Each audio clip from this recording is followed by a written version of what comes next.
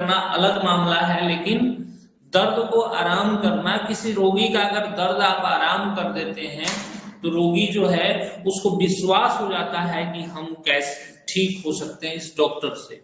तो ये मेरे YouTube चैनल जो हम लोग प्रयास कर रहे हैं कि आप तक इसको पहुंचाने की कोशिश हम लोग कर रहे हैं। जो अभी तक हमने प्रैक्टिस किया है, जो अनुभव किया है, वो आप तक पहुंचाने की कोशिश है हमारे YouTube चैनल के माध्यम से। आप जरूर सब्सक्राइब करें हमारे YouTube चैनल को और ज्यादा से ज्यादा लोगों तक पहुंचाएं कि कैसे पेन मैनेजमेंट हम करते हैं इलेक्ट्रोहोम्योपैथी में। उसमें ये जो पेन है दैट्स द ईयर एच, इसको बोलते हैं कि कान में किसी को दर्द हो जाए। आ रहे समझ में, कान में दर्द हो जाए तो कोई रोगी अगर आपके घर में है, आप ही को हो गया, किसी घर में हो गया, तो कैसे आप इलेक्ट्रोहोम्योपैथी दवाई से आप कान के दर्द को आराम करेंगे। ठीक, तो मैंने बताया था कि सिम्टोमेटिक रेमेडी ये इस्तेमाल करके आप क्लिनिक पे ही आप आराम दे सकते हैं, तत्काल आराम दे सकते हैं। तो सिम्टोमेटिक रेमेडी में दो तरह की औषधियां मैंने बताई है कि आप इस्तेमाल करें। पहली औषधि जो हमारी एक्सटर्नल और दूसरी इंटरनल। तो एक्सटर्नल में हम इलेक्ट्रिसिटीज और रेमेडी का जो इस्तेमाल करते हैं, और इंटरनल रूप में हम पिलाने के लिए इलेक्ट्रिसिटी और हम ड्राई पिल्स खिलाते हैं, सूखी गोलियां खिलाते हैं मरीज को। ड्राई पिल्स देते हैं जिससे मरीज को तत्काल इंस्टेंट रिलीफ मिलता है। उसमें हम देखते हैं कि इंस्टेंट रिलीफ मिलता है। तो हम कैसे इस कान के दर्द को ठीक कर सकते हैं बाय द इलेक्ट्रोहोम्योपैथी। ठीक, तो सिम्टोमेटिक रेमेडी में हम आते हैं तो उसमें मान लीजिए एक्सटर्नल दवाई है। ठीक, तो एक्सटर्नल में क्या क्या हम अब कान मान लीजिए है कान, तो इसमें क्या पता करना है कि जो लोकेशन मतलब किस अंग में किस पार्ट में दर्द है उसमें। ठीक है, तो उसमें हम मुख्य रूप से क्या इस्तेमाल करते हैं कि अब कान में किसी को दर्द है तो क्यों हो सकता है दर्द। ठीक, जब डिटेल जाएंगे तब और अच्छे से समझ में आएगा, लेकिन आपको मैं सिम्टोमेटिक रेमेडी मैं बता देता हूं। तो यहाँ पे कान में दर्द क्यों किसी को हो सकता है कान में, या तो कान में सूजन हो गया और सूजन की वजह से ही अमूमन 99% दर्द होता है, या चोट लग जाए कान में, या कुछ ऐसी चीजें हो जाएं। ठीक, यानी कि कान में जो है सूजन भी हो सकती है, बिना सूजन के हो सकती है दर्द। तो विभिन्न प्रकार के कारण है इसके, जैसे कि कान में जो है सर्दी लग जाए, जैसे नाक में सर्दी, कानों में लग जाता है सर्दी। ठीक, तेज किसी ने मान लो कि पिचकारी मार दिया इसी में किसी चीज से, चोट लग गया इसमें। ठीक, कभी कभी दिनाई एक्जिमा कान के अंदर इन्फेक्शन के वजह से भी दर्द होने लगता है। अरे समझ में, कि कान में संक्रमण हो जाए, इन्फेक्शन हो जाए, विभिन्न प्रकार के ऑर्गेनिज्म का इन्फेक्शन हो जाए, उसके वजह से कान में दर्द होने लगता है। तो असहाय पीड़ा जो है इससे होने लगती है, और इसमें जो है विभिन्न प्रकार के बच्चे जो है बड़ा परेशान हो जाते हैं, बच्चों को ये बड़ा भयानक दर्द होता है। तो बहुत सारे कारण हैं इसके होने के। अब आते हैं कि इसको कैसे हम सिम्टोमेटिक रूप से रिलीफ दे सकते हैं।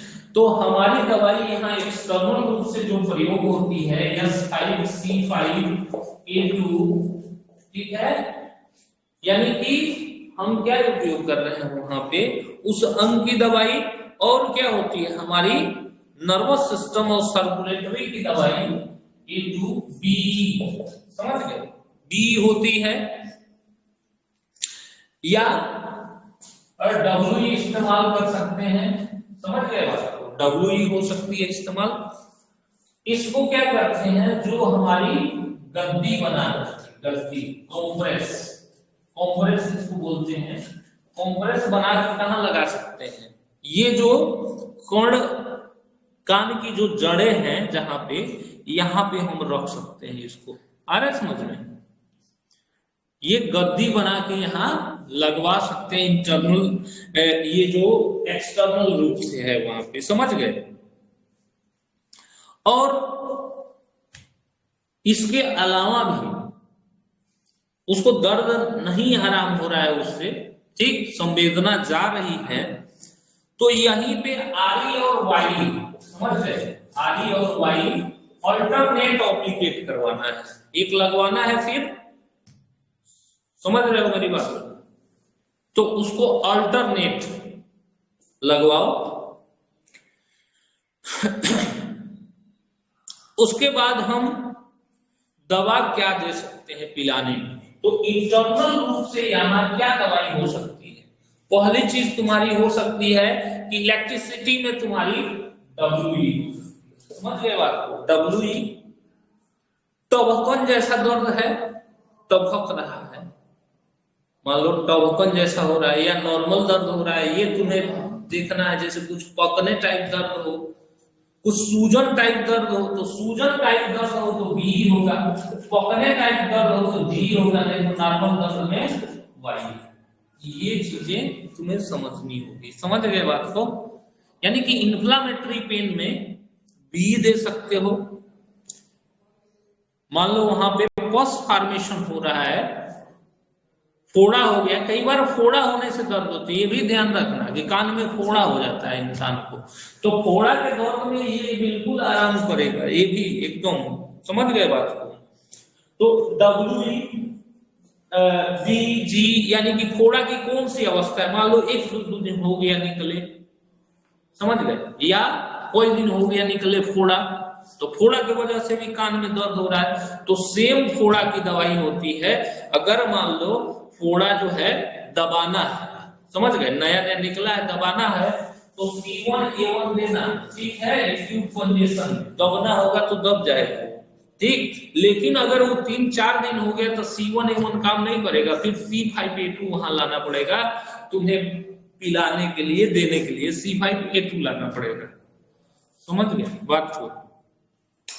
अब इसमें क्या क्या दे सकते हैं हम गोली में, तो गोली में इसमें देना F1, समझ गए बात को? F1 देना, F1 देना, F1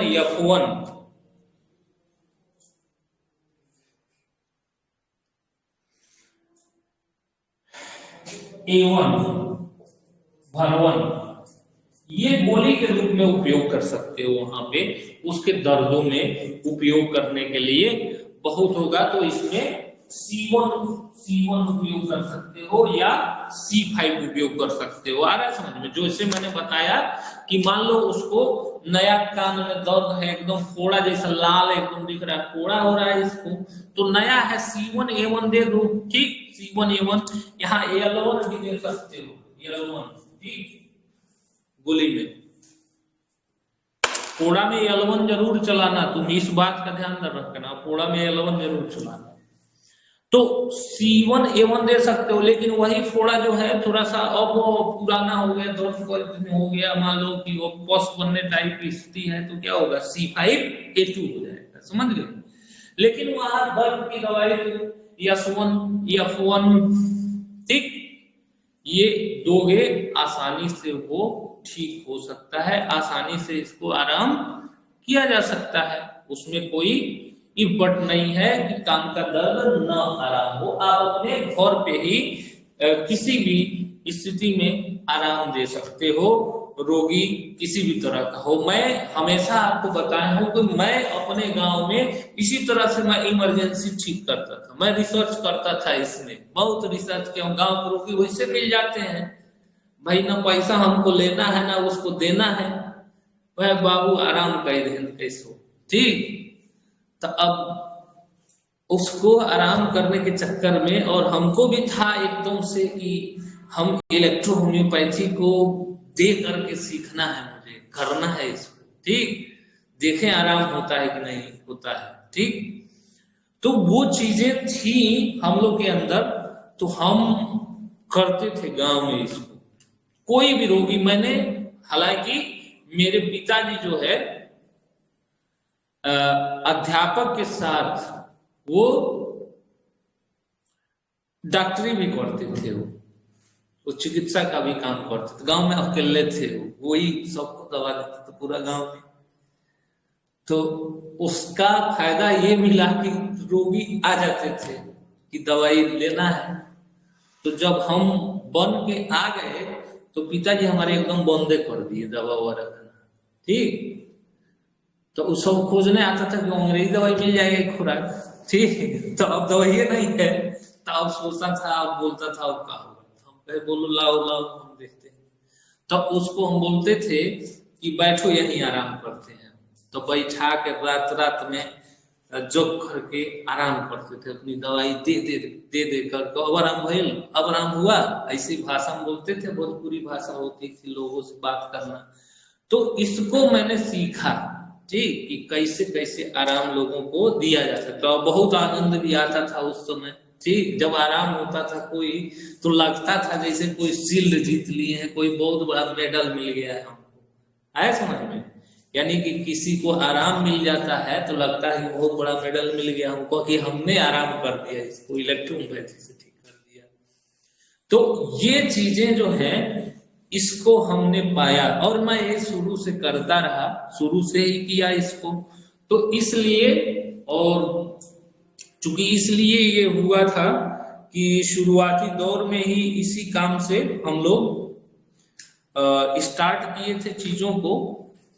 तो इन चीजों को अनुभव भी था हम लोगों को, तो इसलिए इस स्वरूप को जो हम लोगों ने पाया कि इसी तरह से हमें आराम देना है, देना चाहिए।